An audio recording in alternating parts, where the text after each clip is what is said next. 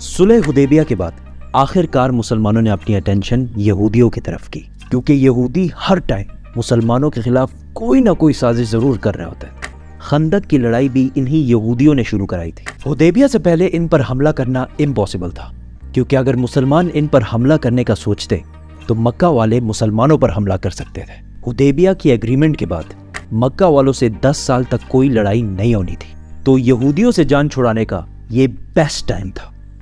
और यहूदियों का हेडक्वार्टर था खैबर। खैबर का किला पूरे अरब में सबसे ताकतवर किलों में से एक था। अरब ऑलमोस्ट सारा ही डेजर्ट है, लेकिन खैबर में फार्म्स और फ्रूट्स और ये चीजें बहुत ज्यादा थी, जिनको पूरे अरब में एक्सपोर्ट कर दिया जाता।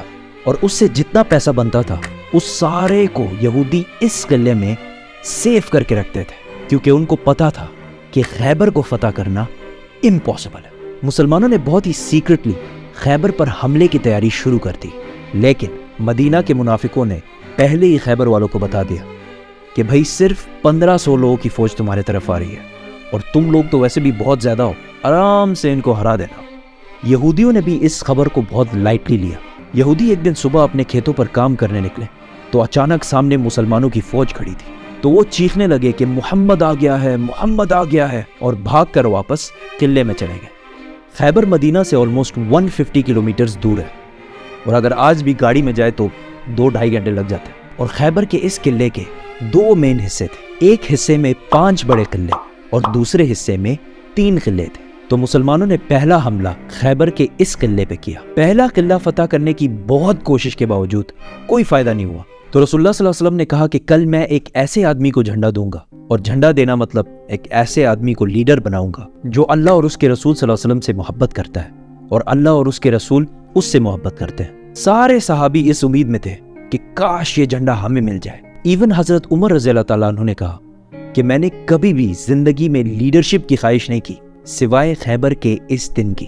रसूलुल्लाह सल्लल्लाहु अलैहि वसल्लम ने सारे बड़े उम्र के सहाबा छोड़कर झंडा सिर्फ 29 ईयर ओल्ड अली बिन अबी तालिब के हाथ में दिया। तो हजरत अली ने खुश होकर कहा कि मैं आखिरी दम तक इनसे लड़ूंगा।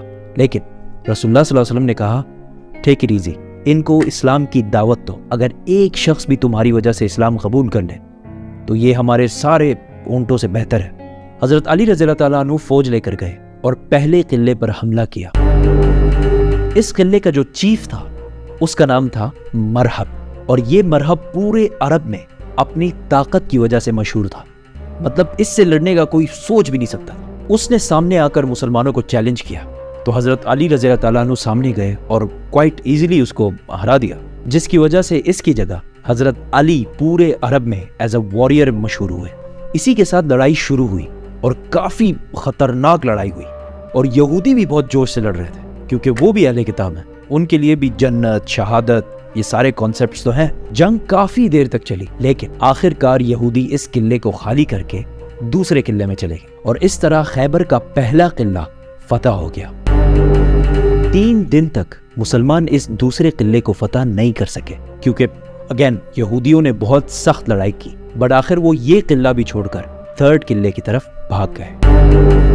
तीसरा किला भी बहुत दिनों तक फतह नहीं हो सका, और मुसलमान हैरान थे कि हमने तो इनके सारे खाने पीने के रास्ते बंद कर दिए, फिर भी ये बाहर आके लड़ क्यों नहीं रहे। कि एक दिन एक यहूदी जासूस जो मुसलमानों के लिए जासूसी करता था, उसने आके बताया कि खैबर के ये किले बहुत पुराने हैं, और यहूदियों ने इन किलों के नीचे सीक्रेट रास्ते बनाए हुए हैं, और इन रास्तों को यूज करके वो इस जगह से पानी किले के अंदर ला रहे हैं। तो मुसलमानों ने जाके वो रास्ता बंद कर दिया, और कुछ ही देर बाद यहूदी किले से बाहर निकल गए और मुसलमानों से लड़ने लगे। और जो भी सहाबा से आकर सामने लड़ता है तो उनके साथ क्या होता है।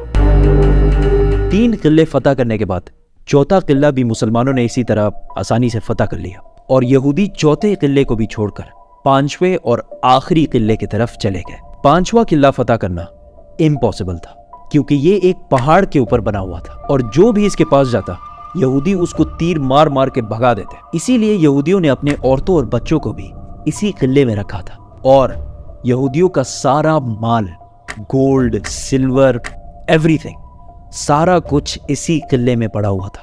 और अगर हिस्ट्री ने हमें एक चीज सिखाई है, वो ये है कि सबसे ज्यादा पैसा हमेशा यहूदियों के पास पड़ा होता है। तो अगेन मुसलमानों ने बहुत कोशिश की इस किले को फतह करने की, बट इट वाज इम्पॉसिबल। यहाँ पे और कोई रास्ता जब नहीं था तो रसूलुल्लाह सल्लल्लाहु अलैहि वसल्लम ने टेक्नोलॉजी का फुल यूज करते हुए रैम्स और कैटapults को सामने किया और यहूदियों पर बमबारी शुरू कर दी और इस किले के दीवारें तोड़ने लगे। और बहुत कोशिश के बाद आखिरकार किले की एक साइड की दीवार गिर गई और ये देखते ही मुसलमानों ने फुल फ्लेज हमला कर दिया और यहूदी औरतों, बच्चों, गोल्ड, सिल्वर सब छोड़ के वहां से किले के दूसरे हिस्से में भाग गए। अब यहाँ पे कुछ हिस्टोरियंस कहते हैं कि आखिरी के 3 किलों ने सरेंडर किया और कुछ कहते हैं कि 2 ने सरेंडर किया और 1 के साथ लड़ाई हुई, but that doesn't matter. Khyber फतह हो गया। आखिर यहूदियों ने सख्त लड़ाई के बाद सरेंडर कर दिया और रसूलुल्लाह सल्लल्लाहु अलैहि वसल्लम ने इन सबको माफ कर दिया। लेकिन खैबर में जितना भी फूड और फ्रूट्स की प्रोडक्शन होती है उसका हाफ मुसलमानों को देना होगा, जिस पर यहूदियों ने खुशी से एग्री किया। खैबर से मुसलमानों को इतना गोल्ड और इतना पैसा मिला कि ऐसा हो कि आज पाकिस्तान में अचानक तेल डिस्कवर हो जाए और सारा कुछ बदल जाए। इवन हजरत उमर रज़ियल्लाहु ताला अन्हु ने कहा कि हिजरत के 7 साल बाद पहली बार खैबर में हमने पेट भर कर खाना खाया। जो मुसलमान मक्का से हिजरत करके मदीना आए थे उन सब ने अपने मदीना के भाइयों को पैसे वापस कर दिए। खैबर की इस जीत ने मुसलमानों को एक गरीब कम्युनिटी से अरब की सबसे पावरफुल और रिच कम्युनिटीज में से बना दिया। अब यहाँ पे एक क्वेश्चन है, अरब में इतने यहूदी आए कहाँ से? और मक्का में तो एक भी यहूदी नहीं था। सारे यहूदी मदीना और इसके साइड साइड में क्यों रहते थे? ये 1000 साल पुरानी कहानी है। सब्सक्राइब।